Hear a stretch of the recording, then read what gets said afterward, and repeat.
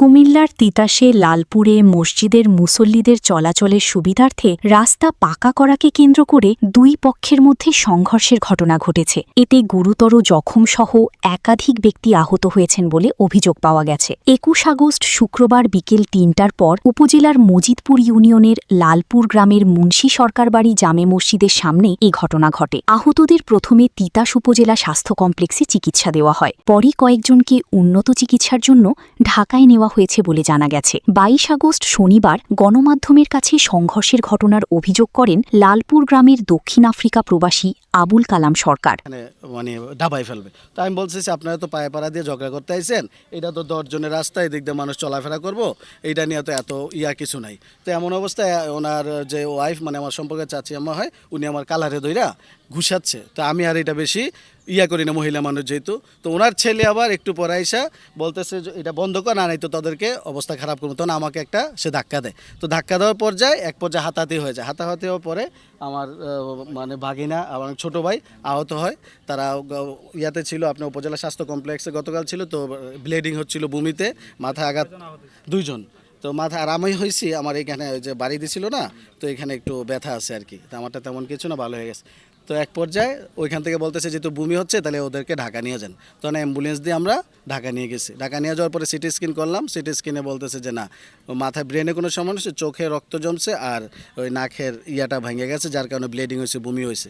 আবুল কালাম সরকারের অভিযোগ, মুন্সি সরকার বাড়ি জামে মসজিদের দক্ষিণ ও পূর্ব পাশের রাস্তা পাকা করার জন্য সরকারি বরাদ্দের পাশাপাশি তিনি নিজেও অর্থ দিয়েছেন। রাস্তা নির্মাণে সরকারি বরাদ্দের অর্ধেক এবং তার ব্যক্তিগত অর্থের অর্ধেক ব্যয় হয়েছে। ওই অংশের রাস্তার কাজ ইতোমধ্যে শেষ হয়েছে। তার দাবি, মসজিদের উত্তর পাশের অংশটি কাঁচা থাকায় বৃষ্টির সময় মুসল্লি ও মক্তবের শিক্ষার্থীদের চলাচলে ব্যাপক ভোগান্তি হতো। স্থানীয় মুসল্লি ও বাসিন্দাদের অনুরোধে তিনি নিজ অর্থায়নে ওই অংশটিও পাকা করার উদ্যোগ নেন। আবুল কালাম বলেন, বিষয়টা হচ্ছে আমরা তো ব্যক্তিগত কোনো স্বার্থে এখানে আসি নাই। গ্রামের এবং মসজিদের যাতে মুসল্লিরা হয় এবং সাধারণ জনগণ যাতে সুন্দরভাবে চলতে পারে, এই জন্য এই রাস্তাটা নিজের কিছু পকেটে টাকা দিয়েও এই রাস্তাটাকে আমরা কিছু কংক্রিট বা ইটমিট দিয়ে আমরা স্কুল পর্যন্ত এটা করে দিছি। এই জন্য করে দিছি যে মুরব্বীরা বা স্কুলের বাচ্চারা ওখানে যাতে সুন্দরভাবে যাইতে পারে। এটা হচ্ছে আমাদের লক্ষ্য। আমাদের চাওয়া হচ্ছে এই যে রাস্তাটা জনগণের জন্য উন্মুক্ত করে দিবে। আর কয়দিন পরপরই শুধু কেন খাসের জায়গা, সরকারি জায়গা নিয়ে আইসা আমাদের সাথে পায়ে পাড়া দিয়ে শুধু ঝগড়া করে। ওনার ছেলেরা আইসা, ওনার মেয়ের জামাই সহ 3 জন আইসা আমাকে বলতেছে যদি আরেকটা এখান থেকে উঠাস তাহলে তোদেরকে ডাবাই ফেলাম। এগুলো তো ছোট্ট একটা বিষয় না, কেন শুধু ঝগড়া জ্বালাইতেছেন? রাস্তাটা হচ্ছে আপনার এই যে ঈদগাহ হয়ে, এই যে মাঠ হয়ে আপনার এদিক দা লালপুর নজরুল ইসলাম উচ্চ বিদ্যালয়ের যে কর্নারটা আছে না, ওই পর্যন্ত। রাস্তা পাকা করার জন্য প্রয়োজনীয় জায়গার একটি অংশে স্থানীয় মোস্তাক সরকারের রোপণ করা কলাগাছ ছিল। সরকারি খাস জায়গার প্রায় 25 ফুট প্রশস্ত অংশের বড় একটি অংশ মোস্তাক সরকারের দখলে রয়েছে বলে অভিযোগ তার।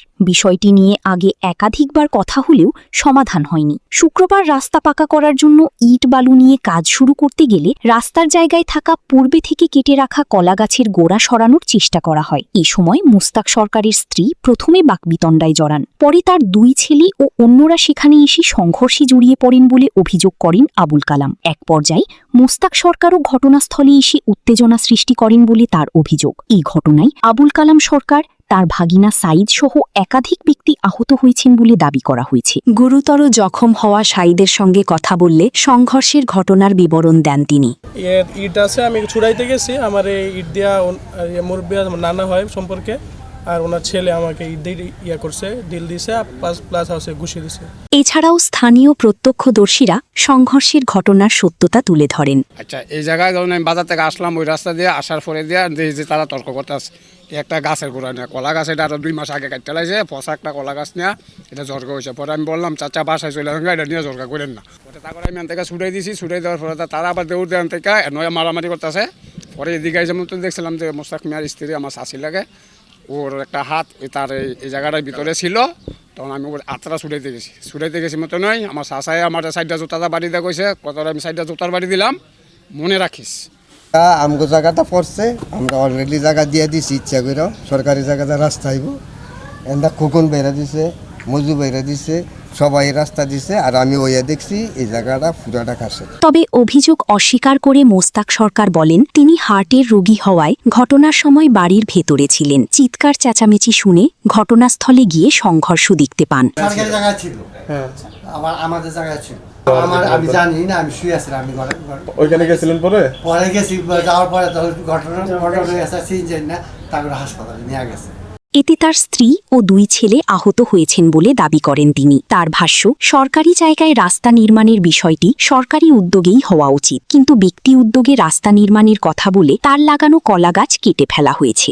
যাবে এটার জন্য বলছে, তাই আমি বললাম আপনাকে না, আমি বললাম যে মাথা থেকে ও মাথা আমি সুতা ধরে দিয়ে দিব, আপনারা আগের রাত্রে আমার জানাবেন। স্থানীয় কয়েকজন বাসিন্দা জানান, আবুল কালাম সরকার বর্তমানে গৌরীপুর বাজারে বসবাস করলেও পৈতৃক বাড়ি ও এলাকার মানুষের সুবিধার কথা বিবেচনা করে বিভিন্ন উন্নয়নমূলক কাজে সহযোগিতা করে আসছেন। বিশেষ করে মসজিদের উন্নয়নে তার উল্লেখযোগ্য আর্থিক সহযোগিতা রয়েছে। মুসল্লিদের চলাচলের সুবিধার জন্য রাস্তাটি পাকা করার উদ্যোগও তিনি ব্যক্তিগত অর্থে নিয়েছেন। কলাগাছ কাটাকে কেন্দ্র করে তাকে মারধরের ঘটনা ঘটেছে বলে স্থানীয়রা দাবি করেন। রাস্তা লাগে 10 জনের রাস্তা লাগে, তার উপরে আঘাত করে তো এটা অন্যায় করছে না। আবার জায়গা হইলো সরকারি, এত ইয়াকা এটা ভিতরে একটু শিগর ইয়া করছিল, ঈদগা তার জন্য একটু উড়াইছে। তো এইটা নিয়ে তর্ক কইরা তারা বলে হাতাহাতি হয়েছে। তার এইটা কিন্তু জনগণের, এটা সরকারি জায়গা, জনগণের একটা মসজিদ হইতেছে, নতুন মসজিদ, এটা রাস্তাটার দরকার প্রয়োজন। এই রাস্তাটা ওনার এই চাচা আছে, 2 চাচা রাস্তা দিয়ে দিচ্ছে অলরেডি, দেখেন এখানে। কিন্তু এখানে 2টা কলা গাছ, এই 2টা কলা গাছের জন্য রাস্তাটা বন্ধ করে রাস্তার জন্য মানে ঈদগাহতে চাইছিল। আচ্ছা, মানে এখান থেকে একটু নিচে আছে না, এটা ওসা করে আসা যাওয়ার জন্য একটু ইয়া করেছে। এই বিষয়ে তিতাস থানায় অভিযোগ দেওয়া হয়েছে বলে জানা গেছে। তিতাস থানার ভারপ্রাপ্ত কর্মকর্তা ওসি বলেন, বিষয়টি তদন্ত করে আইনগত ব্যবস্থা নেওয়া হবে। সূচনা community.tv, বিনোদনের পাশাপাশি খবর।